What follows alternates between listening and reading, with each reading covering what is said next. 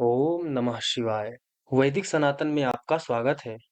श्री शिव महापुराण में विद्वेश्वर संहिता के 23वें अध्याय का श्रवण करेंगे। इस अध्याय में भस्म, रुद्राक्ष और शिव नाम के महात्म्य वर्णन के बारे में जानेंगे। ऋषिगण बोले, हे महाभाग व्यास शिष्य सूत जी, आपको नमस्कार है। अब आप परम उत्तम भस्म महात्म्य का विस्तार पूर्वक वर्णन कीजिए। भस्म महात्म्य, रुद्राक्ष महात्म्य तथा उत्तम नाम महात्म्य, इन तीनों का प्रसन्नता पूर्वक प्रतिपादन कीजिए और हमारे हृदय को आनंदित कीजिए। सूत जी बोले, हे महर्षियों, आप लोगों ने बहुत उत्तम बात पूछी है। यह समस्त लोगों के लिए हितकारक विषय है। आप लोग महाधन्य, पवित्र तथा अपने कुल के भूषण स्वरूप हैं। इस संसार में कल्याणकारी परम देव स्वरूप भगवान शिव जिनके देवता हैं, ऐसे आप सबके लिए यह शिव की कथा अत्यंत प्रिय है। वे ही धन्य और कृतार्थ हैं। उन्हीं का शरीर धारण करना भी सफल है और उन्होंने ही अपने कुल का उद्धार किया है।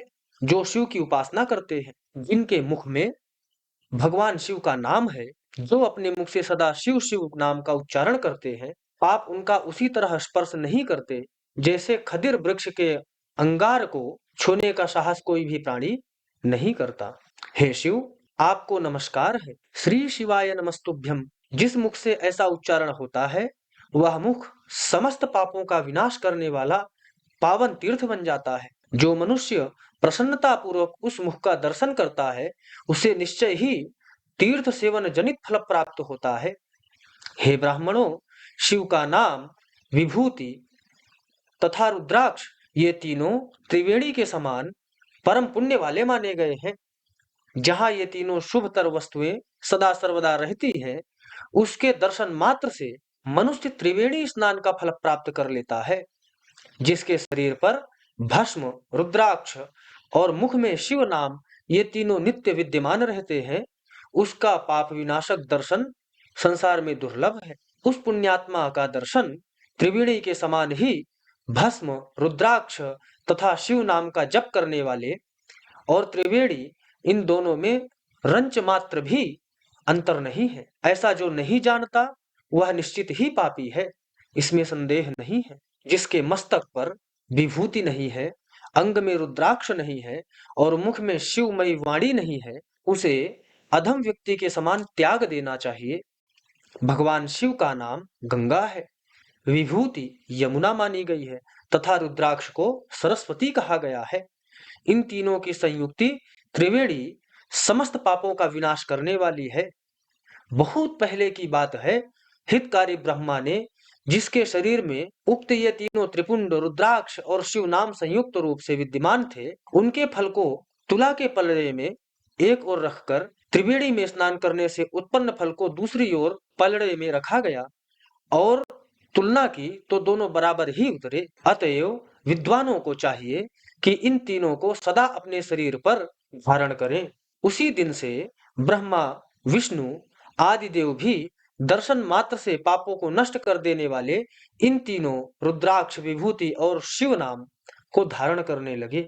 ऋषिगण बोले, हे सुब्रत, भस्म, रुद्राक्ष और शिव नाम, इन तीनों को धारण करने से इस प्रकार उत्पन्न होने वाले फल का वर्णन तो आपने कह दिया, किंतु अब आप विशेष रूप से उनके महात्म्य का वर्णन करें। सूत जी बोले, ज्ञानियों में श्रेष्ठ, हे महाप्राज्ञ, हे शिव भक्त, ऋषियों और विप्रों, आप सब सद्भक्ति तथा आदर पूर्वक उक्त भस्म, रुद्राक्ष और शिव नाम, इन तीनों का महात्म्य सुने। शास्त्रों, पुराणों और श्रुतियों में भी इनका महात्म्य अत्यंत गूढ़ कहा गया है। हे विप्रों, आप सबके स्नेहवश इस समय उस रहस्य को खोलकर प्रकाशित करने जा रहा हूं। इन तीनों की महिमा को सद्भक्ति लक्षण भगवान महेश्वर के बिना दूसरा कोई भली भांति जान नहीं सकता। इस ब्रह्मांड में जो कुछ है, वह सब तो केवल महेश्वर ही जानते हैं। हे विप्रगण, मैं अपनी श्रद्धा भक्ति के अनुसार संक्षेप से भगवान नाम की महिमा का कुछ वर्णन करता हूँ। आप सब लोग प्रेम पूर्वक सुने। यह नाम महात्म्य समस्त पापों को हर लेने वाला सर्वोत्तम साधन है। इस शिव नाम रूपी दावा नल से महान पातक रूपी पर्वत अनायास ही भस्म हो जाता है। यह सत्य है, इसमें संशय नहीं है। हे शौनक, पाप मूलक जो नाना प्रकार के दुख हैं, वे एकमात्र शिव नाम, भगवन नाम से ही नष्ट होने वाले हैं। दूसरे साधनों से संपूर्ण यत्न कर लेने पर पूर्णतया नष्ट नहीं होते। जो मनुष्य इस भूतल पर सदा भगवान शिव के नामों के जप में ही लगा हुआ है, वह वेदों का ज्ञाता है, वह पुण्यात्मा है, वह धन्यवाद का पात्र है तथा वह विद्वान माना गया है। हे मुने, जिनका शिव नाम जप में विश्वास है, उनके द्वारा आचारित नाना प्रकार के धर्म तत्काल फल देने के लिए उत्सुक हो जाते हैं। हे महर्षि, भगवान शिव के नाम से जितने पाप नष्ट होते हैं, उतने पाप मनुष्य इस भूतल पर कर ही नहीं सकता। हे मुने, ब्रह्म हत्या जैसे पापों की समस्त अपरिमित राशियों में शिव नाम लेने से शीघ्र ही नष्ट हो जाती है। जो शिव नाम रूपी नौका पर आरूढ़ होकर संसार समुद्र को पार करते हैं, उनके जन्म मरण रूप संसार से मूलभूत वे सारे पाप निश्चय ही नष्ट हो जाते हैं। हे महामुने, संसार के मूलभूत पातक रूपी वृक्ष का शिव नाम रूपी कुठार से निश्चय ही नाश हो जाता है। जो पाप रूपी दावानल से पीड़ित हैं, उन्हें शिव नाम रूपी अमृत का पान करना चाहिए। पापों के दावानल से दग्ध होने वाले लोगों को उस शिव नामामृत के बिना शांति नहीं मिलती। जो शिव नाम रूपी सुधा की वृष्टि जनित धारा में गोते लगाते हैं, वे संसार रूपी दावानल के बीच में खड़े होकर भी कदापि शोक के भागी नहीं होते। जिन महात्माओं के मन में शिव नाम के प्रति बड़ी भारी भक्ति है, ऐसे लोगों की सहसा और सर्वथा मुक्ति होती है। हे मुनीश्वर, जिसने अनेक जन्मों तक तपस्या की है, उसी की शिव नाम के प्रति भक्ति होती है, जो समस्त पापों का नाश करने वाली है। जिसके मन में भगवान शिव के नाम के प्रति कभी खंडित न होने वाली असाधारण भक्ति प्रकट हुई है, उसी के लिए मोक्ष सुलभ है। यह मेरा मत है। जो अनेक पाप करके भी भगवान शिव के नाम जप में आदर पूर्वक लग गया है, वह समस्त पापों से मुक्त हो जाता है, इसमें संशय नहीं है।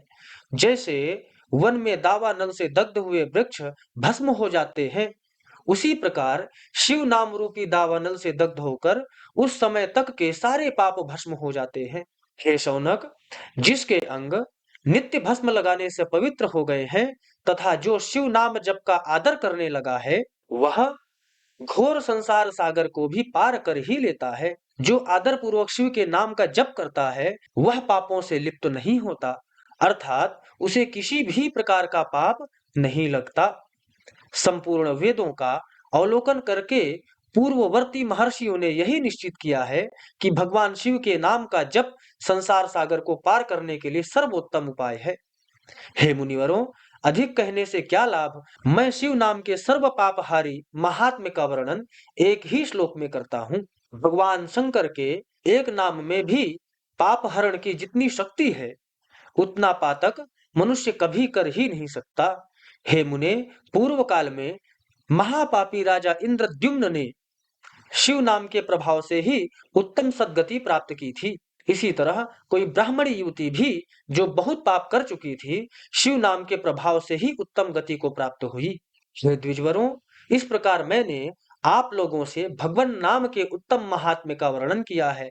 अब आप लोग भस्म का महात्म्य सुने, जो समस्त पावन वस्तुओं को भी प्राप्त करने वाला है।